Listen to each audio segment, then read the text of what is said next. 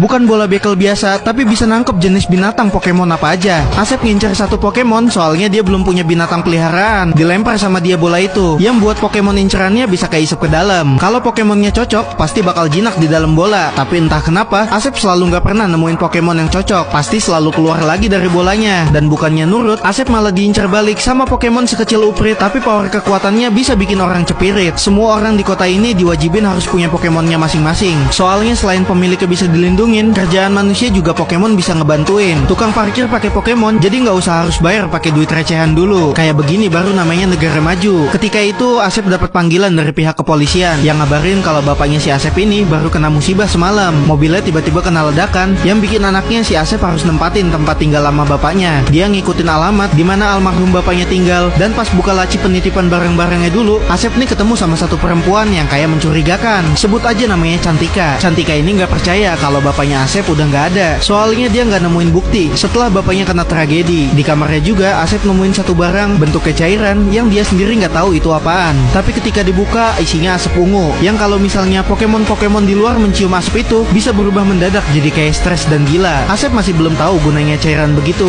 Asep yang pas itu ngedenger kayak ada suara, dia lihat ada yang gerak-gerak di meja kerja bapaknya. Karena ketakutan juga, Asep sambil megangin senjata. Kalau dilihat dari bayangan gede, tapi pas lihat wujudnya ternyata cuma kecil, udah kayak upil. Pokemon itu ngira kalau Asep nggak bisa dengar dia bicara, tapi Asepnya padahal bisa dengar semuanya. Dan tiba-tiba aja monyet Pokemon liar yang asalnya dari luar masuk ke dalam buat ngacak-ngacak kamar. Udah monyet Pokemonnya gila, terus datangnya nggak cuma satu doang, tapi ngebawa banyak pasukan. Asep daripada dikeroyok, mending dia kabur sebelum bonyok. Ternyata udah ditungguin sama pasukan monyet-monyet Pokemon lain. Bodohnya Pokemon Pikachu-nya si Asep ini belum tahu caranya ngeluarin kekuatan. Asep yang kejar-kejaran sampai celananya kedodoran. Dia udah nggak ada jalan pilihan selain ikutin apa kata Pikachu buat lompat ke perosotan. Nyampenya di tong sampah, Asep kondisinya udah nggak pakai celana, cuma pakai kolor aja. Dia jadi kayak orang gila gara-gara monyet Pokemon stres yang sekarang udah balik sadar. Pertemuannya Asep sama Pikachu sebenarnya ada sesuatu di balik itu. Pikachu Pokemon lucu, tapi kalau ngeluarin kekuatan caranya nggak tahu. Sampai ngeden di tengah lapangan ditonton sama banyak orang. Lawannya juga bukan Pokemon sembarangan. Sebelum diadain pertandingan, Asep sebenarnya masih kebingungan sama Pokemon yang diutus buat hidup bareng sama dia. Pikachu maksa si Asep buat nyelidikin soal bapaknya Asep yang naik mobil katanya dicelakain. Sampai semua berkas tumpukan kertas-kertas dia berantakin. Tapi bukti bapaknya Asep udah wafat nggak juga dia temuin. Pikachu cuma nemu obat yang bikin monster Pokemon bisa jadi gila kayak waktu itu.